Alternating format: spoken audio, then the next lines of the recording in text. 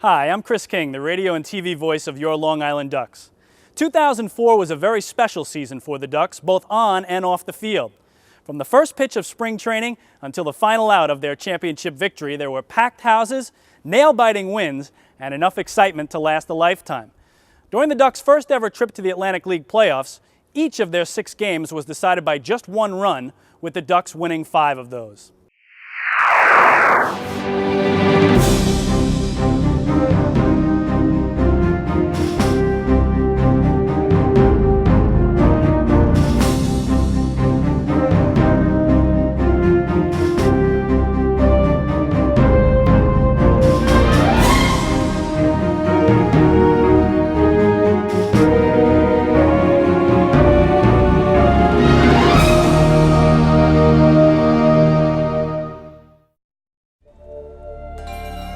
Following another close call at the end of the 2003 season, the Ducks had finished second in 6 of 8 halves through their first 4 seasons of play and still had never qualified for a playoff spot. After a winter full of organizational meetings and player signings, the team headed down to spring training loaded with talent, brimming with confidence, and eager to prove that this team was different. Well, when we got down to spring training, it was we kind of realized that this was kind of a special group of guys. And we all clicked from the very beginning, and our mission was, if we're going to be in the independent league and nobody's going to give us an opportunity to go play in organized ball, then we're going to try to do the absolute best that we can with our team. And like I said, we felt like we had a special talent and a special group of guys, and it was our goal to go out and win the championship. He is all business on that 5th day. I tell you, he has his good times and whatever, and keeps everybody loose up to that point. And then, he's it's business day. I expect to win, and I expect to win pretty much with the whole pitching staff. When you get Bill out there, he's going to fight you. He's going to fight you to the end. He never wants to come out, and that's always good. Of the 25 players on Long Island's opening day roster, 14 had major league experience, highlighted by a pitching staff that featured Bill Pulsipher, Matt Beach, Matt DeWitt, Bill Seamus, and Lance Davis, all of whom had experienced success at the big league level. Every spring training, especially with the Ducks, you go into it of not knowing how long you're going to keep your guys, and that's always a concern. But when we walked out on the field the first day, when Pulsipher and Seamus showed up, there was no longer any worry of what type of clubhouse we were going to have. The camaraderie was there just with those 2 individuals, and as a coach, as a manager, when you know your camaraderie is good, it solves a lot of problems. So everybody else was going to fit into place. All the guys that we had from the previous year, we knew were very good guys, very good individuals, and we pride ourselves with the Ducks of bringing in good individuals, not just statistics, but they got to be good people to play here. And as soon as we had those 2 guys, we knew we were set. As the season began, Long Island came out of the gates on fire, emerging victorious in each of their first 6 games. 4. And the Ducks win the game. Final score, Long Island Ducks 5, Pennsylvania Road Warriors 4. By the end of the season's first month, Long Island was on a roll, in first place with a 16-7 record. We had a lot of guys returning from the year before. It was myself and Barty and Doug and JJ and stuff. Well, those guys, I know they remember the hurt that we felt in that last game and how close we were to it. And then getting guys like Pulsipher and Seamus and Lance and Beach and those guys in the beginning of the year, we knew we had a staff that could take us all the way. Of course, the big question was how long were we going to have them for? Which comes across every year with the Ducks, is that we start off great, and if somehow or another the guys get picked up, which is what the league is for, and but it hurts our team club. And we never seem to make the playoffs because we got guys leaving, and sometimes you just can't replace those guys. By mid-June, however, 3 of Long Island's top pitchers had been signed to major league organizational deals. Clint Weibel was the first to go, followed by Matt DeWitt and Matt Beach. Following their departures, the Ducks hit a skid, and, following a July 5th loss at the hands of the Nashua Pride, found themselves 1 game behind the arch-rival Bridgeport Bluefish with just 7 games remaining in the season's first half. Despite regaining their footing in the following series against Pennsylvania, The Ducks found themselves needing a sweep of Bridgeport in the half's final series in order to earn a berth in the Atlantic League playoffs. All the Bluefish needed was one victory in the three-game set, and the Ducks' playoff hopes would be dashed yet again. And the Ducks would have to do it against their arch rivals on the road in a ballpark in which their playoff dreams died in the last week of the 2000 season. They'd also have to do it in a ballpark where they'd only won 13 times in 37 games coming into the season. The three-game series with Bridgeport during the July 10th through the 12th was quite an exciting series, and it was great to have the fans coming over. I mean, there was so many little facets of that particular series that was going into play that not a lot of people, unless you'd been around and been a part of the Long Island Duck organization for a while, would really understand the complexity of it. With that veteran team that we had, you know, we knew that if we just went in and played one game at a time, which is of course very cliche, but yet it's very applicable for the situation. You know, if we win the first couple of games, you know, that we would put the pressure back on them, and that's what we did. The Monday night game, you know, after it being called after the 9 innings, was very frustrating for all of us, both teams in general. I know the feeling after the game, that last night when it was raining, we were in the clubhouse and we were going, this can't happen. I mean, we can't end it like this. We had just come back. I mean, we battled our butts off. And so did Bridgeport. I mean, it was a great series that we played against them. We beat them the first 2 games of the series. It came down to that last game. They had scored a couple runs in the beginning, and we fought back to tie it. And it came down to the 9th inning, and we were playing in the rain the whole game. And when they called the game and took us off the field because of the rain, it was like kind of mind-boggling. It's like, what are we doing? We've been playing in this for 9 innings already. Just all it takes is we finish 9 innings. The next person to score will win. So the Long Island Ducks headed home.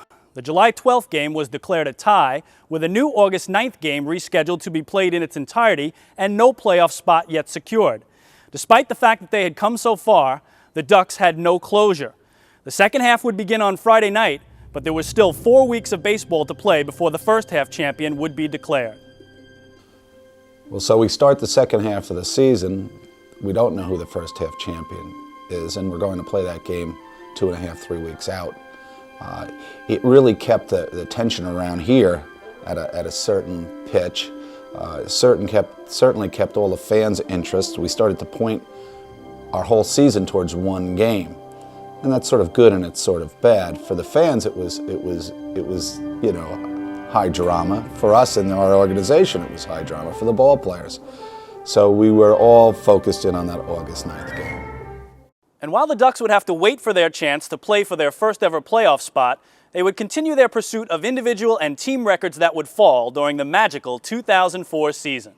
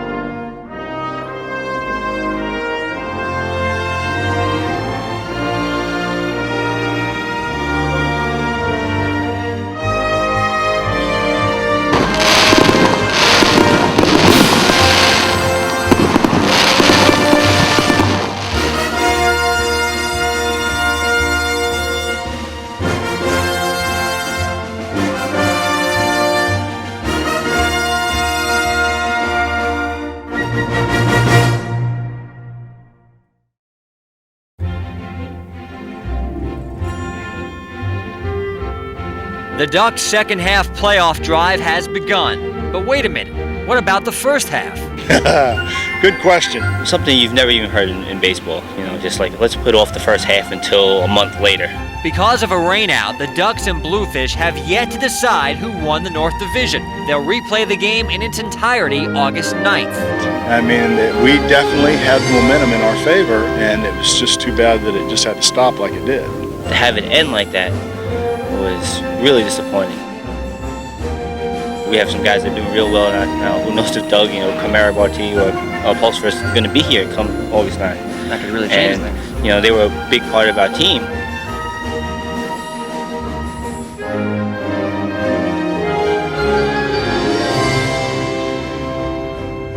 17 days and counting till August 9th. When August 9th finally arrived, the team and its fans were ready. My guys are ready to go. They're ready to play this game. You know, as I'm sure these guys are too. I mean, it's about the playoffs. I mean, there's a couple reasons why these players are all here in this league. One, to get back to organizations, and the other, get in the playoffs. And here it is right here on the table for them. So now it's whoever's the hungriest.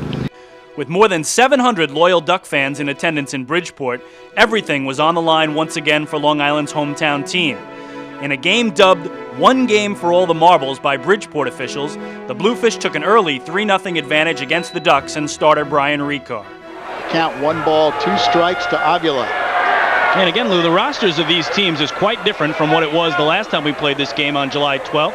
The Ducks do have Garrick back. The Bluefish have Willis Otanez and DJ Boston back, but Long Island has lost Bill Pulsifer, Lance Davis, and Manny Ulloa, 3 of their best pitchers who've gone on to affiliated teams. Beautiful pitch on the inside corner, and Ricard ends the inning, but the Ducks showed their mettle, battling back and tying the game on Camara Barti's 2-out, 2-run home run in the 5th inning off Bluefish ace Tim Kaine. Kaine delivers, swing and a miss, tied him up inside, and Kaine works ahead 0-2. And a chance for Camara to get some retribution, Lou, as it was Camara Barti who popped out to second base back in the 3rd inning with the bases loaded and 1 away. So he gets another chance here to at least drive in 1 run if he can bring in Cole Liniak from second.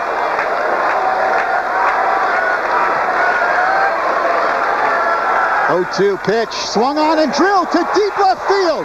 Going back is Otanez, it's gone! A home run for Barti, a 2-run shot, and we are all tied at 4.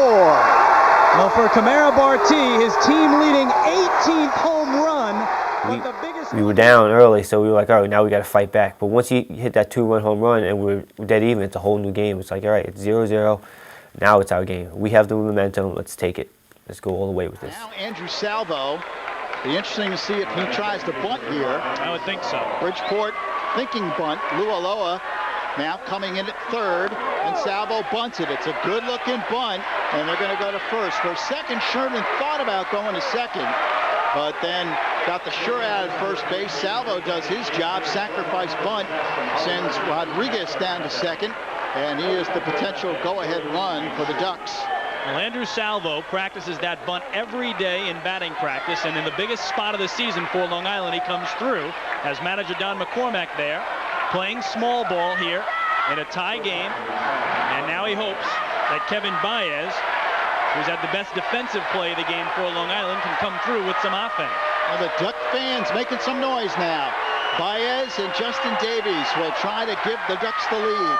Baez swings and lifts it deep down the right field line. Pennyfeather is there, makes the catch. Rodriguez is going to try to go. Pennyfeather's throw is into the stands, and Rodriguez will score on the overthrow. Long Island takes the lead. It's 5-4 Ducks. Well, can you believe it? Will Pennyfeather, who had the best catch of the game for the Bluefish and one of the best arms in the Atlantic League, just threw one into the seats, into the Duck fan section. And as he did, Louis Rodriguez, who was tagging, is able to circle 3rd and score. The Ducks have their first lead of the game in the top of the 9th on a Will Pennyfeather overthrow. With the Ducks now holding a 1-run lead, Long Island called on closer Bill Seamus for the final 3 outs. And the Bluefish now down to their last strike. And much like they do at Citibank Park, the Duck fans are on their feet throughout this ballpark, hundreds of them, standing and cheering for what they hope will be strike 3. No balls, 2 strikes to Boston. Seamus gets the sign. Here's the 0-2 pitch. Swing and a miss, strike 3. The Long Island Ducks have won the first half championship in the Atlantic League's North Division. And the Ducks will go to the playoffs for the first time in franchise history. And you see the jubilation on the mound. It has taken them 4 years, 3 months, and 12 days since the first pitch in franchise history was thrown back in April of 2000. But there will be postseason baseball on Long Island come September for the first time ever. And that guy, Bill Seamus, is the happiest man on the field. The Ducks battle back. Once we got to that last inning of once we brought Seamus in the 8th and we got through that, and knowing that, you know, our cards are on the table. Everything that you kind of laid out before the game, how you want the game to go, and everything is just, it's right there for you. You know, you just stick by your game plan that you pretty much had thought out. And when it gets down to it and it comes to, you know, here it is, right on the table for Mr. Seamus, and the guy we've counted on the whole time. And it's like I've said before, he's one of them guys that you count on night in, night out. And it was just kind of a relaxed excitement watching him, because he just kind of manhandled Daryl Boston. He just, it was really not much of a contest. And it was just, after that, it was such a relief, you know, to finally get on the board with that first one, that the three of us, me, Buddy, and Dave, just kind of was embraced, and we let them do their thing on the field, and we just, it was a relief sensation. Following a dizzying post-game celebration, the Ducks returned to the reality of the second half. With 7 of their pitchers now gone and pitching for affiliated teams, the team struggled in the month of August, posting a record of 14-16 with a 5.63 ERA. With the key pitchers now departed, it was clear the Ducks' playoff hopes would depend on a promise made by a group of pitchers all the way back in spring training known as the Band: Bill Seamus, Bill Pulsipher, Matt Beach, and Lance Davis. Those guys, upon leaving, vowed to us that if they didn't get called up to the big leagues, they'd come back, and that's the rest is history. Those people came back, and we played 7 consecutive one-run games. Well, you know, those at the end of the first half, prior to us having to reschedule the August 9th game, I remember being in the dugout and talking with Pointer about, and this is a guy that's won a World Series at the Major League level, and we both had the same feeling of playoff baseball. It doesn't matter where you're at, Little League or on up, it's just a special feeling, and that's the real reason that baseball players, true baseball players, play, and that's to have a chance to win a championship. Not for the money, not for the fame, not for anything like that. It's just to go out and compete at the highest level of your league, wherever it be, and you to be the top of it. It's really a special thing, winning a championship. And there's plenty of guys that play their whole careers and don't even make playoffs, let alone win a championship at any level. So it's really a special thing. And when a group of guys gets together and accomplishes something, it's, you know, it's camaraderie. It's a very special thing. On September 14th, the leader of the Band, lefty Bill Pulsipher, was the first to make good on his promise to return. Within 5 days, Seamus, Beach, and Davis followed suit, and Long Island's once awe-inspiring pitching staff was back at full strength just in time for the team's first ever playoff appearance. The first playoff game in franchise history was on the road on Tuesday, September 21st, 2004 at historic Holman Stadium in Nashua, New Hampshire. The Nashua Pride held a 10-8 advantage over the Long Island Ducks in the regular season, and they featured an explosive offense led by former Major League All-Star Dante Bichette. Despite rallying late in the game, the Ducks fell 3-2, and their playoff hopes were in danger just 1 game into the best-of-3 series. Yeah, you'd like to, you'd like to win that first game, but we were coming back home, so I thought it was a great game, and up there we just didn't, we didn't make our move late in the game like we normally do, and then you come back here and you have all this enthusiasm. You have this 4 years of frustration, which is more in-house than it is the new players that came in. They had nothing to do with being defeated. There are a couple guys here, Justin Davies and Doug Jennings, who had gone through all these close losses for all these years, and then you have the fans who had gone through that. After dropping Game 1 of the Atlantic League North Division playoffs in Nashua, the Ducks returned home to a raucous Citibank Park for the first home playoff game in franchise history. The sellout crowd had waited 5 years for this night to arrive. 6,322 strong and armed with thundersticks was in full throat as Bill Pulsipher headed out to the mound. The first playoff game here at Citibank Park was obviously very personal to me and very special for me. And I've been to Super Bowls and I've been to Final Four in college basketball games and been to a tremendous amount of played in a few championship games myself. But this was, from the time I walked from my office to my seat, it was like I was in the game. And so were 6,000 other people. This was an electric night for the fans and for our whole organization. I mean, it really felt like I had to put my chin strap on, actually, and get ready to play. Almost had that football game feeling to it, not a baseball game. So it wasn't lost on anyone in the house that night how important this game was, and that we were really ready to play that baseball game. After Pulsifer exited with a 1-run lead in the 7th inning, relievers Jordan Zimmerman and Joe Cotton got the game to the 8th inning for Bill Seamus, who slammed the door shut on the Nashua Pride with a 6-out save. With a 3-2 victory of their own, the Ducks were headed to the decisive Game 3, with Lance Davis headed to the hill. Davis was dazzling in Game 3, tossing 7 2/3 innings of shutout ball before giving way to Joe Cotton, who closed out the 8th inning. And while Davis was brilliant, his counterpart on Nashua, former Duck Denny Harriger, was equal to the task, leaving Long Island clinging to a 1-0 lead going into the final inning of play. Interesting, we're going against Denny Harriger, who we had let go, and we always thought with Denny, if you can get him early, you're going to get him big. And we got him a little bit early, but then he settled down and pitched a great game. He really pitched a great game, and I was just amazed at the pitches he was throwing where he wanted to. But we just had better pitching that day. We had Lance Davis and we had Bill Seamus, and they didn't. After Seamus closed out the Pride in the 9th, the Ducks had clinched the North Division title and were headed to the Atlantic League's championship round. The post-game celebration was subdued, as the players in the clubhouse knew there was still one more mountain to climb. The Ducks would battle the Camden River Sharks in a best-of-5 Atlantic League Championship Series starting Friday night, September the 24th at Citibank Park in Central Islip. Game 1 of the Atlantic League Championship Series was a high-scoring affair.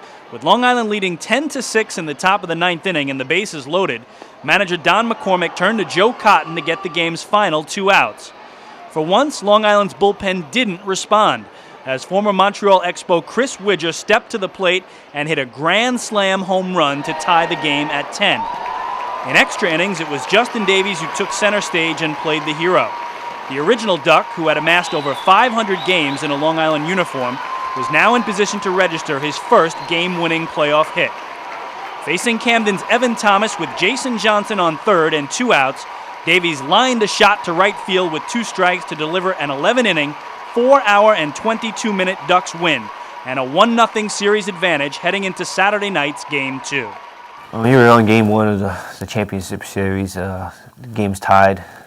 I think it was in the 11th inning or 12th inning. I know it was extra innings, and I came up with 2 outs facing Evan Thomas, who just recently came back from winning a championship with Buffalo in AAA.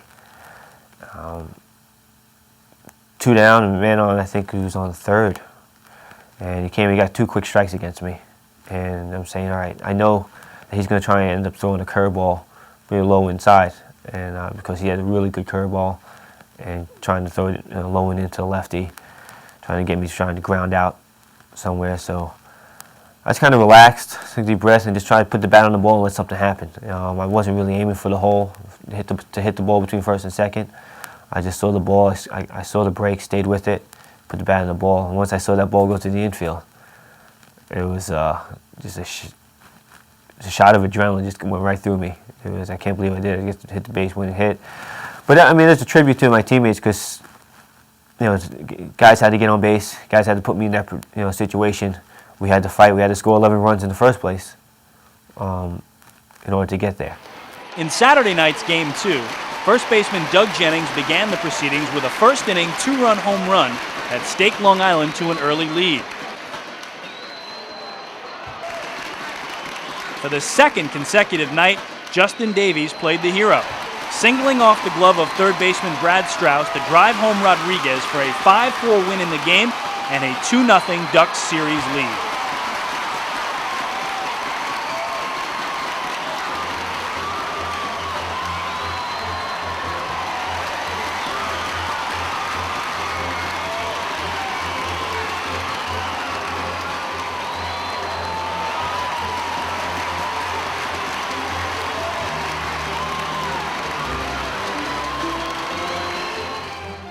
I remember sitting in the dugout maybe a couple innings before saying, you know what, it'd be cool if I had the opportunity to do this again. And it finally presented itself, I was like, wow, I mean, this is something else. I mean, here I am, I have an opportunity to do this, but I was facing Rizzo. And that's a guy that I don't really care to face. You know, he's a left-handed thrower, he's got a hard cutter. He's a really good pitcher, and I said, all right, this is not going to be easy. And once again, I just tried to put the bat on the ball and make something happen. I think I had less than 2 outs this time. And the infield was in, Brad Strauss was in, and I just hit a little chopper right over his head. Nothing great, nothing too fancy, just luck of the bounce, and we did it. And I remember seeing that ball going over his glove and saying, holy cow, this is unbelievable to do that again. With the series switching sites to Campbell's Field in Camden, New Jersey for Sunday night's Game 3, the Ducks sent their best to the Hill, Bill Pulsipher, to try to clinch the Atlantic League Championship. Camden broke out on top early, plating 3 runs on 4 hits in the top of the first off Bill Pulsipher, and the score remained 3-0 into the 5th inning, with River Sharks ace Lincoln Mickelson tossing a no-hitter against Long Island through the first 4 innings. After Jason Johnson singled to break up the no-no, Rusty McNamara scalded a shot down the left field line that scored Doug Jennings for the first Long Island run. Matt Garrick followed that with a sac fly to left that plated Johnson, cutting the Camden lead to 3-2.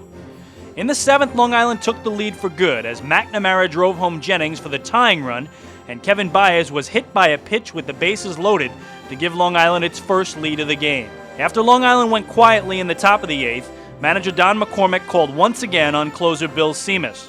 The appearance was the first for Seamus since his save against Nashua in the deciding game of the divisional playoffs, and McCormack, along with the hundreds of flock faithful in attendance, was hoping for more of the same. Seamus didn't disappoint. After setting down the Sharks 1-2-3 in the 8th, he retired the first 2 batters he faced in the 9th inning before allowing a single to Chris Wakeland. He comes to the belt with his glove, and the 0-1 is popped in the air, right center field. Justin Davies going over with Jason Johnson. Jason Johnson makes the catch! He makes the catch! The Ducks win 4-3, and the Long Island Ducks have swept the Camden River Sharks. They are the 2004 Atlantic League champions. They will hoist the trophy in this, their 5th anniversary season, and they are mobbing each other outside the Long Island dugout. The entire team is there. The Ducks became the first team in Atlantic League history to win every playoff game of their championship march by just 1 run.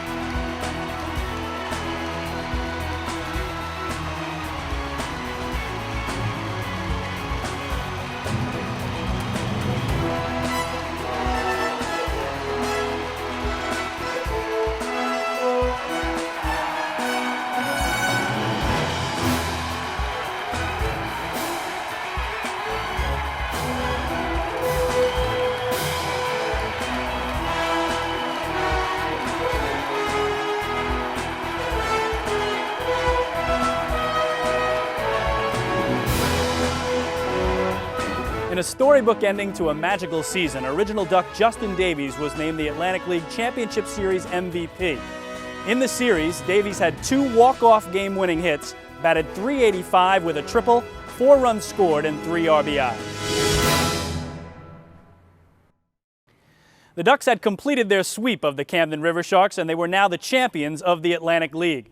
Following a wild post-game clubhouse celebration, owner Frank Bolton commandeered the championship hardware to ensure its safety. I've had other trophies in other leagues. Like I said, I've won championships, and I know that it's probably a really good idea for the owner or the person in charge to take that trophy, because it could end up along the Dusty Trail in any one of the local establishments in the Philadelphia area. So I thought best that I take the trophy home, that it would get home, and it would be pretty much safe. If anyone's seen that trophy, it's got a few dings in it, and I'm sure that maybe in past years that didn't go directly to the front office.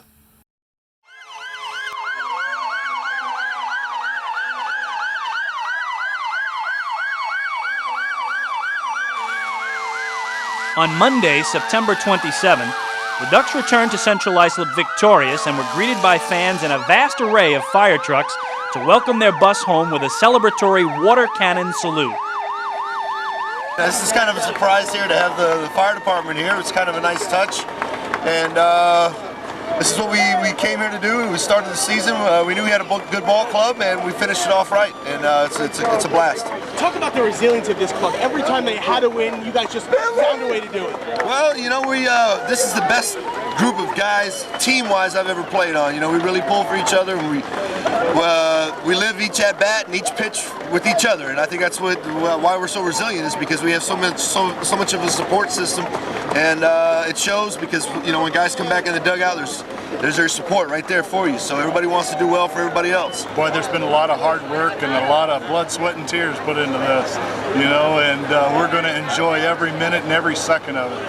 And it's gonna go on probably all winter long too, and everybody's gonna remember this moment. And God, we just are having so much fun right now. We really are.